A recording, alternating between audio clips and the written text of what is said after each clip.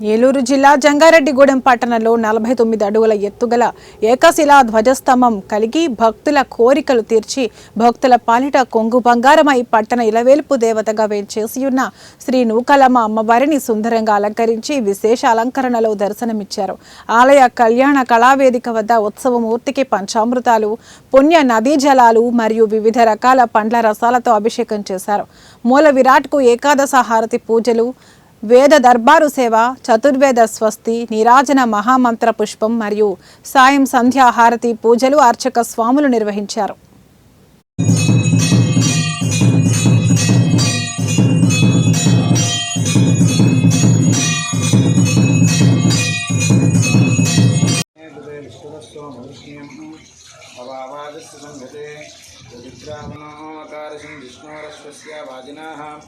सुरभिनो मुखाकरप्रणः मधुनक्ता मुतोष सोमधो मह्वार्थी भक्तुम्रजाः मदद्यौरस्तनः पितां मधुमां no वनस्पतिर्मधुमा अस्तु सूर्याः माद्वीर्गावो भवन्तुनः।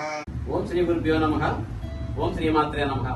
జగజ్జనని జగన్మాత కాత్యాయని త్రిశక్తి స్వరూపిణి నవకాళీ మాత శ్రీచక్ర సహిత శ్రీ శ్రీ నూకాలమ్మ అమ్మవారికి సుమారు 25 కేజీల వెండితోటి వెండి చీర తయారు చేయించేటటువంటి కార్యక్రమాన్ని మరి ఆలయ కమిటీ చైర్మన్ డాక్టర్ రాజాన సత్యనారాయణతో కూడినటువంటి ఆలయ కమిటీ ఆధ్వర్యంలో నిర్విఘ్నంగా కొనసాగించడం జరుగుతుంది.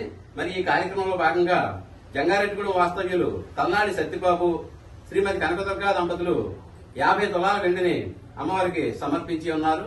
మరి వారిని వారి కుటుంబాలను అమ్మవారి ఎల్లవేళలా కాచి కాపాడాలని చెప్పేసి ఈ సందర్భంగా కోరుకోవడం జరుగుతుంది. మరి అదేవిధంగా గ్రామ భక్త మహాజనులందరూ అమ్మవారి వెండి చీర తయారీలో భాగస్వాములు కావాల్సిందిగా కోరి ప్రార్థిస్తున్నాం.